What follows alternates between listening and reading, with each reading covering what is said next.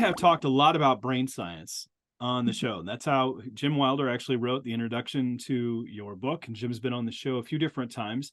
But I have found that over the years, for those that aren't immersed in whole brain Christianity, we have to kind of stop and help them get their bearings for a moment. What do you mean by the difference between right-brained and left-brained Christianity? Well, as Jim would tell you, that's a real outdated concept, but it still works for the rest of us. This is brain science for dummies right here.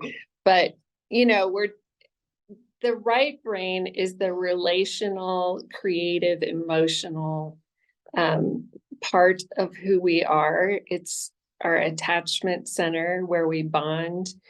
Our left brain is the logical linear processes. And as I'm sure Jim had shared with you, the right brain functions at 6 cycles a second. The left brain is only at 5 cycles a second. And then you add habits in there, which I'd been trained in all the spiritual disciplines and to cultivate those habits.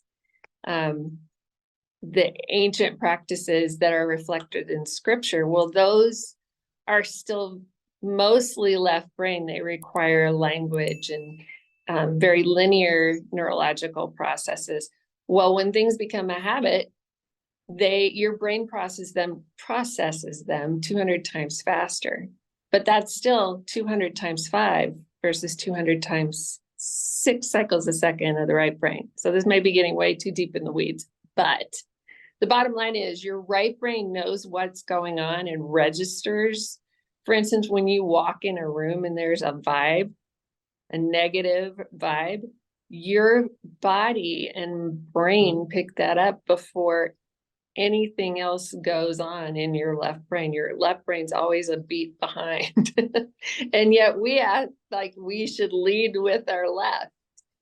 So it's just taking that extra time and really connecting to ourselves so that we can enjoy others, enjoy God's presence with us in those moments, and be available, be all there.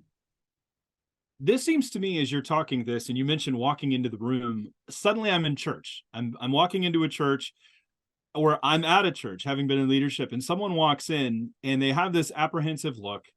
They don't know what to do. It's their first time there. You try to greet them, you try to interact with them, and you talk to them after the service. I mean, they sit through the service, they seem to be participating, they're learning, they're growing, they leave, but they never come back. And one of the things that I've noticed, and I've talked to some of those folks over the years, where they say, we love the preaching, there was just something else. And usually it's the reading the room. They felt that they didn't belong, even though the doctrine might have been right. All the other pieces were there. And this is something you're saying. Basically, it's almost intuition. Like we sense it before we know we're sensing it. Is that right? Yeah. And I think part of what the church is struggling with is people sense that disconnect of, do you want a relationship with me? Like, do you want to know me and see me and understand me? That's a whole nother interview, but I know you've talked to Jim about this enemy mode stuff. Like if people don't feel seen and known, heard, pursued, whatever, they're